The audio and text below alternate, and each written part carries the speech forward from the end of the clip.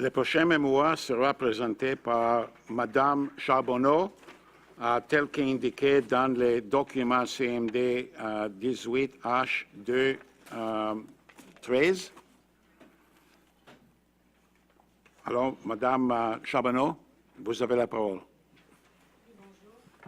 Je suis une physicienne à la retraite et j'ai beaucoup d'intérêt pour les laboratoires nucléaires canadiens et les enjeux pour l'environnement qui en découlent. Et je suis membre aussi du ralliement contre la pollution radioactive.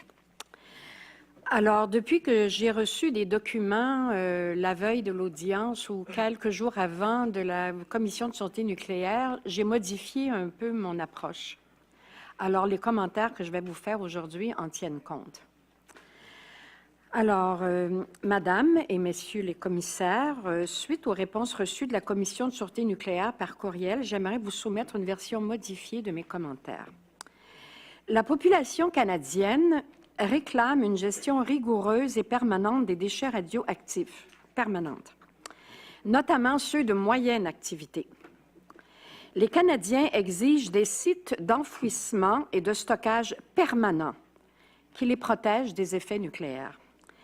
Qu'est-ce que ça donne de développer le nucléaire si le problème des déchets n'est pas réglé et planifié le plus rapidement possible? Le site de Chalk River ne conviendrait jamais pour le stockage des déchets radioactifs de faible et de moyenne activité, c'est une hypothèse, à cause de sa géologie et de son emplacement. Pourquoi ne pas chercher un site ailleurs tout de suite, surtout pour les déchets de moyenne activité? Pourquoi attendre encore 10 ans? Tous ces essais et erreurs coûtent cher. Les faibles risques, le stockage dans des couches géologiques profondes est une solution qui comporte de plus faibles risques, semble-t-il, que le stockage en surface et il est plus possible d'intervenir en cas de problème. D'ailleurs, Ontario Power Generation prépare un projet de stockage dans des couches géologiques profondes de ces déchets de faible et de moyenne activité. Alors là, je passe au point important. Premièrement, après de très longues lectures lors des derniers mois, je pense que les laboratoires nucléaires n'ont pas tout à fait accompli leur mandat de gestion des déchets de moyenne activité. Par exemple, dans le plan qui est associé à cette demande de licence, je ne vois pas de détails autres qu'ils vont consolider les déchets. J'aimerais bien savoir ce que ça veut dire. Il n'y a pas de plan, il n'y a pas d'indication qu'ils vont chercher un site. Il n'y a pas de cheminement critique. Pourquoi attendre 10 ans et pourquoi on n'en parle pas? Pourtant, c'est très important. Est-ce qu'on ne doit pas adresser les déchets les plus graves avant les moins graves ou au moins en parallèle? Alors, au Canada, il n'y a pas de site d'entreposage permanent des déchets de moyenne activité. Les laboratoires nucléaires voulaient en mettre un peu dans l'installation de gestion des déchets radioactifs près de la surface. Suite aux 224 rapports soumis à l'Agence canadienne d'évaluation environnementale, ils ont pris la décision d'y entreposer, j'imagine que c'est suite à ça, d'y entreposer uniquement des déchets de faible activité. Les déchets de moyenne activité seront encore entreposés de façon temporaire à Chalk River. En 2100, il y aura sur leur site 20 000 mètres cubes de déchets de moyenne activité comparativement à 860 000 mètres cubes de déchets de faible activité. Ça, c'est tiré de vos documents. Des documents, des laboratoires nucléaires canadiens. Les laboratoires nucléaires n'ont pas de plan d'entreposage permanent et ils n'ont pas l'intention de le faire au cours des 10 prochaines années. Qu'est-ce qu'ils attendent? Combien ça coûte? Est-ce qu'il y a assez de budget pour ce genre de projet? Deuxième section. Les déchets radioactifs de faible activité ne sont pas classifiés assez rigoureusement et il n'y a pas de projet accepté pour leur entreposage encore. Les laboratoires nucléaires ont une classification que je trouve un peu nébuleuse des déchets de faible activité. Il y a, par exemple, des substances radioactives assez dangereuses nécessitant des emballages spéciaux et aux demi-vies très longues. dizaines et centaines de milliers d'années. Je sais qu'on n'est pas supposé parler du dépotoir en surface, mais c'est là que c'est supposé aller, hein? Les critères d'acceptation des déchets aussi sont vagues et les exceptions pour les déchets difficiles ne sont pas validées par une tierce partie indépendante. Ce n'est pas très rassurant. De plus, tel que c'est documenté dans vos textes, plusieurs données sur les déchets ont été perdues au cours des années. Alors, qu'est-ce qu'on va faire avec ça? Alors, on aimerait bien voir un plan précis d'entreposage permanent. Les normes de l'Agence internationale de l'énergie atomique ne semblent pas respectées dans la planification des laboratoires nucléaires canadiens.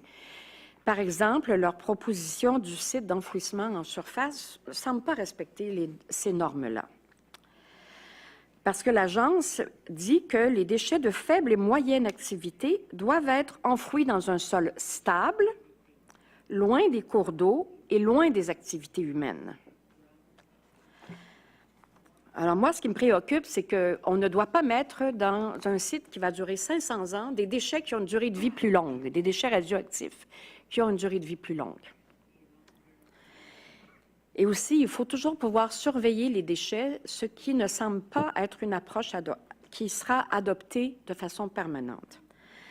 Alors, OK, maintenant le troisième point. Comment les laboratoires nucléaires canadiens peuvent-ils effectuer le déclassement et construire des laboratoires sans avoir l'espace nécessaire pour disposer les déchets, sans avoir une solution pour les déchets? On voit dans les rapports, dans les plans d'affaires que ce sera probablement retardé parce qu'on n'a pas d'espace où mettre les déchets. C'est toujours le même problème. Réglez-le, le problème de gestion des déchets de faible et aussi de moyenne intensité, parce que ça nuit au développement. Ça nuit à toute action future. Maintenant, je suis très surprise que la date de demande de licence n'ait pas été reportée pour coïncider avec les décisions de la Commission concernant l'installation de gestion des déchets près de la surface, parce qu'il y a une suite logique entre ces projets-là. L'information. Bon, je ne parlerai pas de l'accès à l'information, mon collègue l'a fait, mais l'information scientifique. Moi, je suis une scientifique à la retraite. J'aimerais être capable de lire des documents qui ne sont pas trop censurés, puis qui me donnent des données permanentes pour que je me fasse une opinion. Ce n'est pas possible avec les documents fournis. Okay? L'information est souvent pas assez concise, trop vague et trop censurée.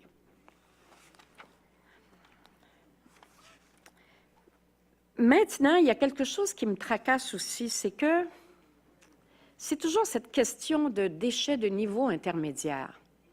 J'ai regardé le plan de vision d'Énergie atomique Canada. Il n'y a pas de stratégie sur les déchets de moyenne activité énumérée là-dedans. Il ne faut pas s'étonner que les laboratoires nucléaires canadiens n'en mettent pas dans leur plan d'affaires non plus. Comment ça se fait qu'on escamote toujours les déchets de niveau intermédiaire? Est-ce qu'on va continuer à les garder dans des contenants comme ça tout le temps, tout le temps, tout le temps? Je ne trouve pas qu'on règle le problème des déchets irrités. Ça me tracasse énormément. En toute conscience, je trouve qu'il y a une lacune épouvantable.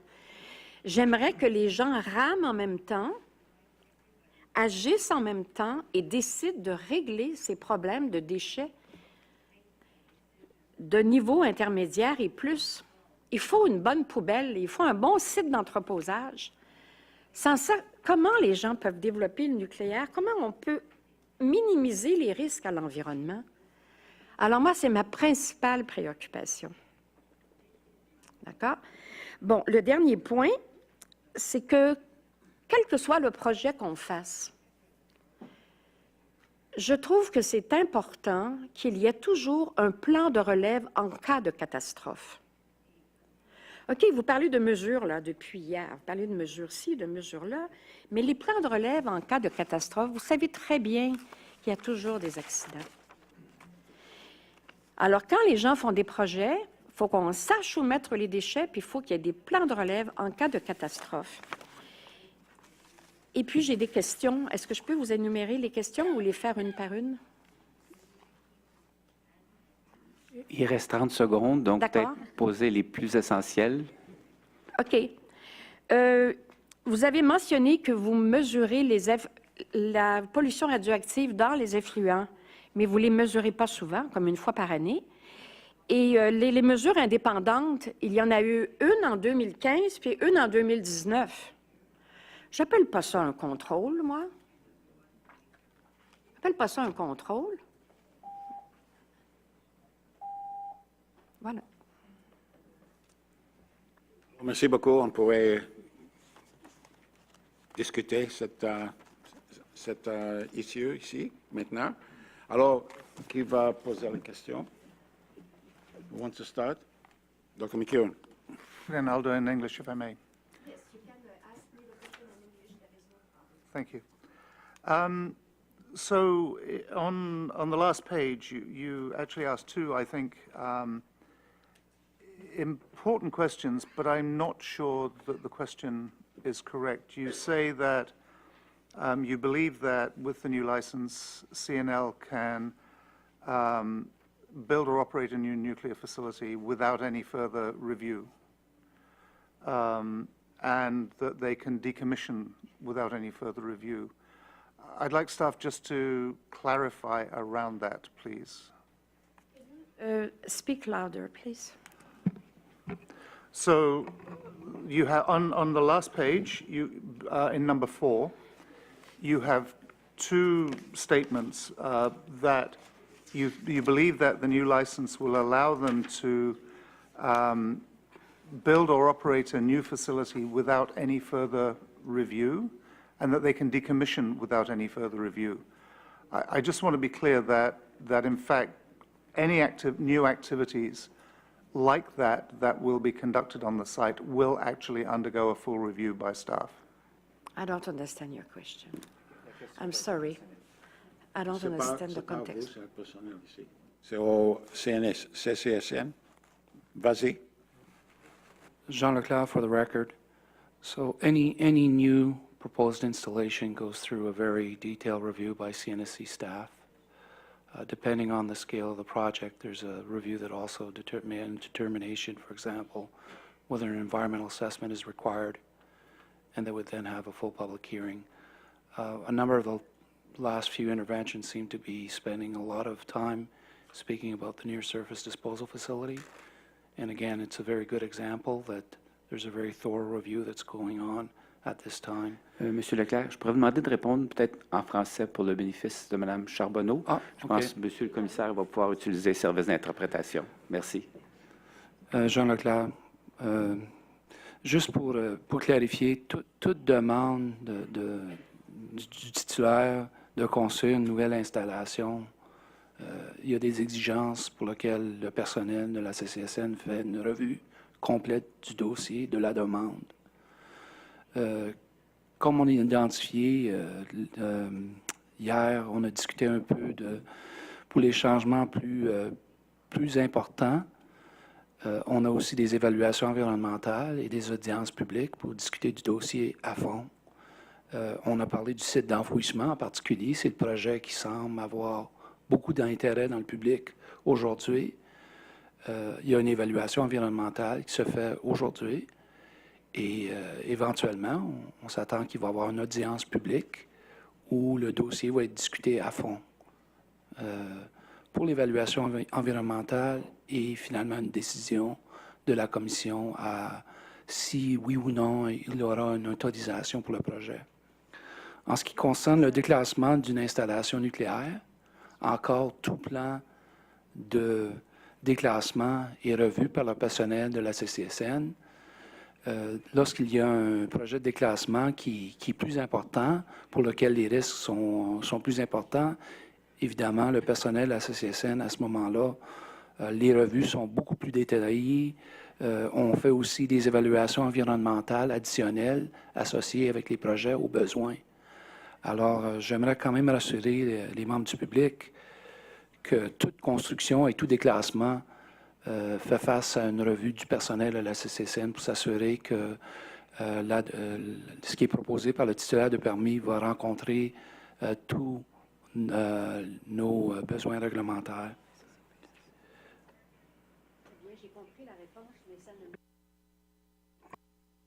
compris la réponse, mais ce n'est pas ça le sens de mon intervention.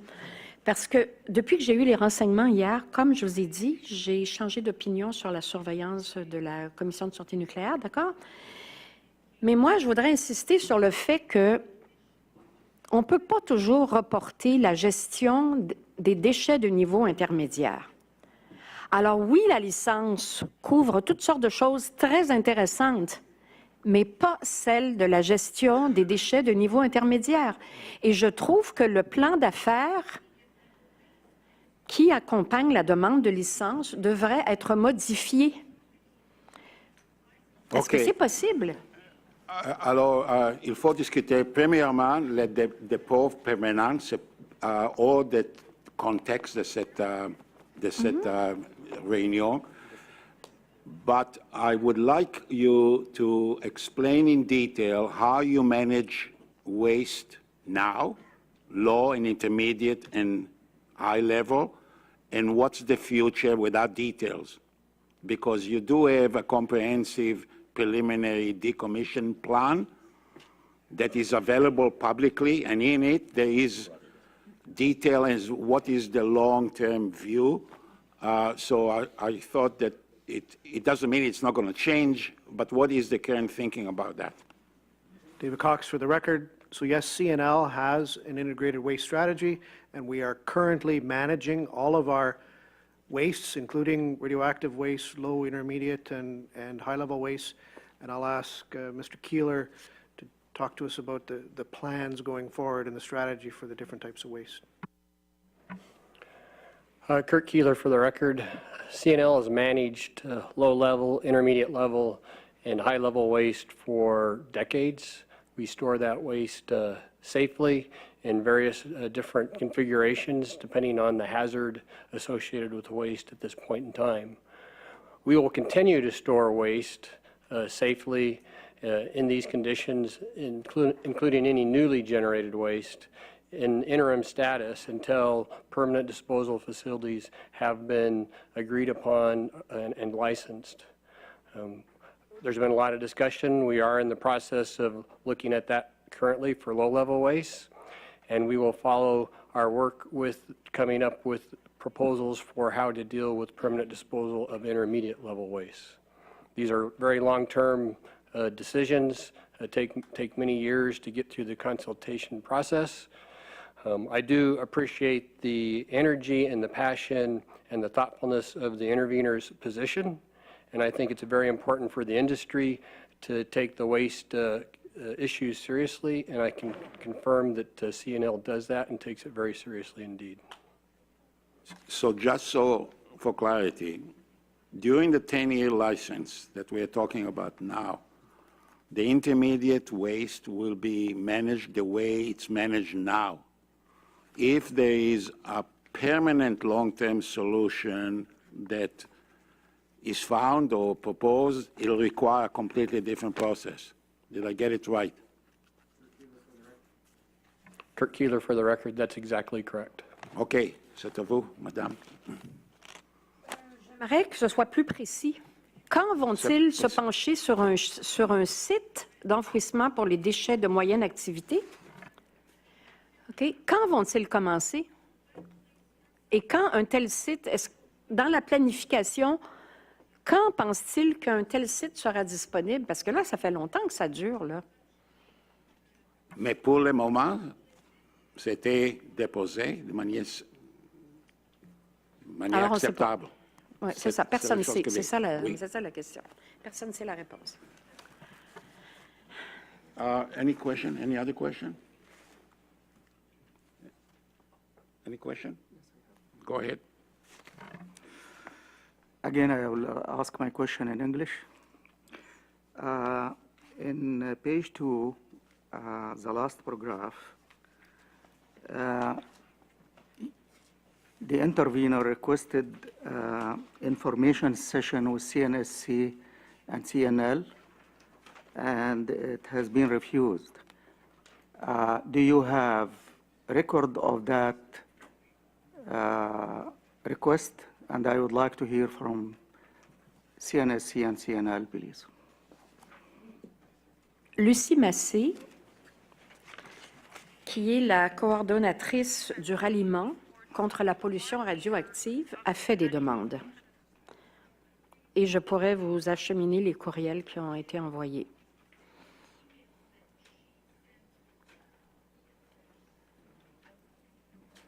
Haiti Tatters, for the record, so just to get clarity on your question, in item number 3, the intervener makes mention to being able to provide documents, for the CNSC to provide documents, and you're asking, No, no, it is on page 2, the last paragraph. It says, moreover, the Canadian Nuclear Safety Commission and the Canadian Nuclear Laboratory are refusing our requests for information sessions in large cities. So if she done the request, why it has been refused? Haiti Tatters, for the record, thank you. I found the sentence that you were looking at. So the near-surface disposal facility project, because it is going through an environmental assessment as part of the Canadian environmental assessment process, there are a series of open houses that are conducted. And CNSC staff and CNL, throughout the purposes of those projects, have been conducting open houses. There was a specific request that we have more open houses to engage in dialogue around the near-surface disposal facility, and that is the request that is being put into this intervention here. These requests have not been refused. What we replied with, and we will bring that forward when the near-surface disposal facility project comes forward as well, is we were looking at a way to maximize and be more effective of how we get communities involved in not only the near-surface disposal facility, but a conversation around who we are as a regulator, what our processes are, how the public gets engaged, and answer much broader questions than just the near-surface disposal facility. And we pointed the public to our website. We have engaged in webinars specific for these hearings to answer any questions for these hearings. And we are in the process of looking at including more mechanisms to provide forums for the public to come and engage. So the requests have not been refused. It was a question of let's find out what can be more effective to be able to bring the information forward at the time that the public needs it. I think this is also for CNL, the same answer, right? Yeah. Is this okay for you? Dans la province de Québec, nous sommes aussi très intéressés par le développement à Chalk River. Alors, nous, on aimerait beaucoup que du côté francophone, qu'il y ait des sessions d'information dans les grandes villes comme Laval ou Montréal ou dans la région des Outaouais, à Gatineau, parce qu'il y a beaucoup de gens dans ces villes-là, puis ils sont préoccupés pour ce qui va arriver à l'eau potable, et puis on s'intéresse au développement à Chalk River. Mais moi, je comprends qu'il y a beaucoup de présentations qui étaient faites de manière générale pour expliquer le processus réglementaire. Mais si tu veux discuter des projets spécifiques, c'est à CNL ou c'est des licences qui doivent présenter les substances. Alors, mais je pense, I'm not aware that you refuse any presentation or in general explanation of the process. Haiti Tatters, for the record, that is correct, sir. En effet, on était à Shinboro, ça fait 2 fois maintenant qu'on est parti pour faire des paroles à la communauté par rapport à le Near Surface Disposal Facility. On tient de faire beaucoup d'autres activités par rapport à ces projets. C'est sûr que le public a beaucoup d'intérêt.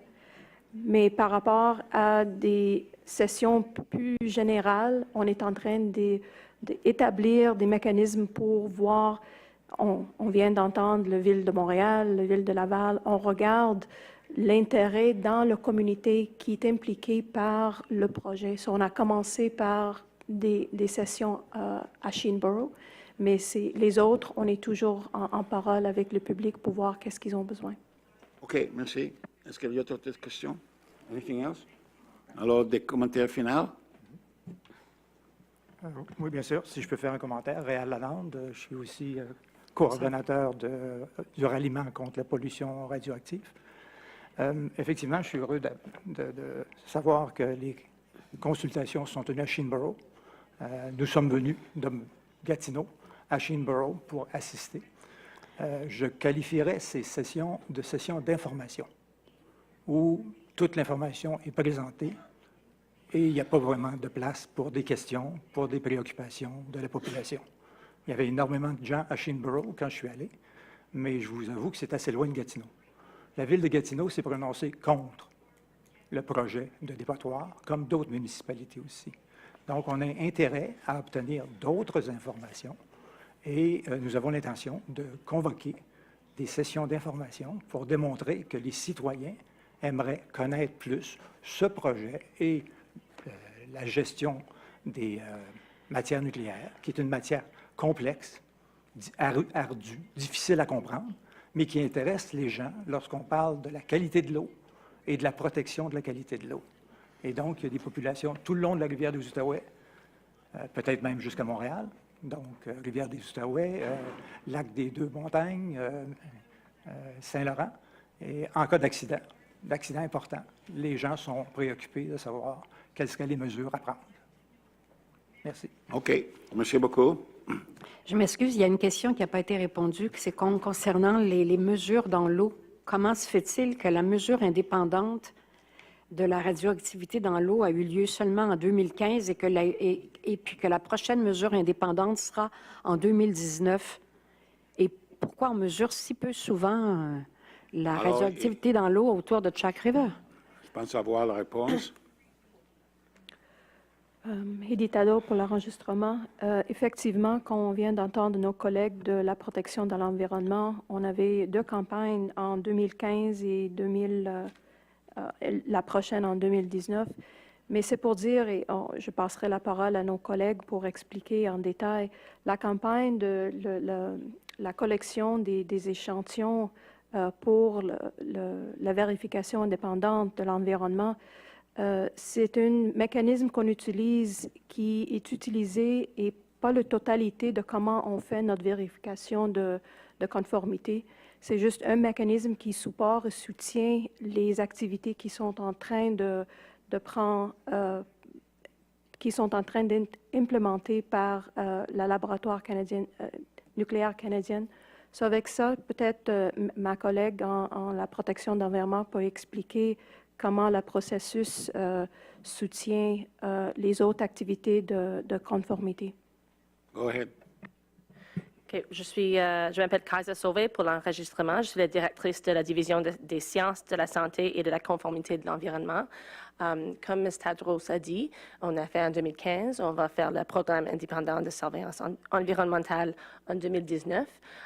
Pendant ce temps-là, il y a de surveillance chaque jour qui est fait par CNL. Puis il y a les rapports qui viennent à la CCSN chaque 4 mois. Puis chaque année aussi, il y a des rapports annuaires, des rapports trimestriels.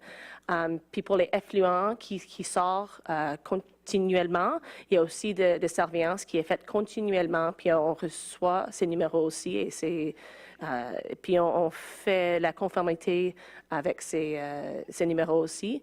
Donc, même si le CCSN vient chaque 2 ou 3 ou 4 années, c'est absolument pas la seule façon qu'on fait la conformité au CNL.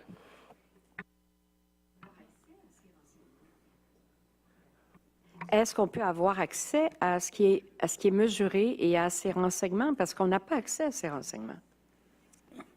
Kaiser Sauvé pour l'enregistrement. Les rapports annuels de CNL sont sur leur site web.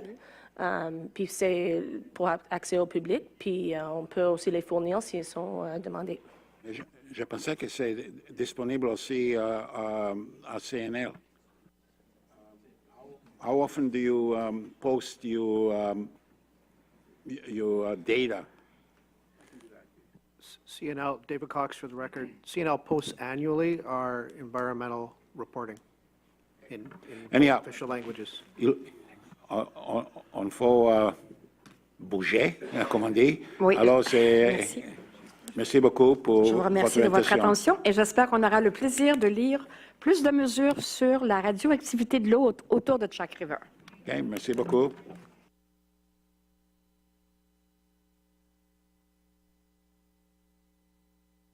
We will move, I'd like to move next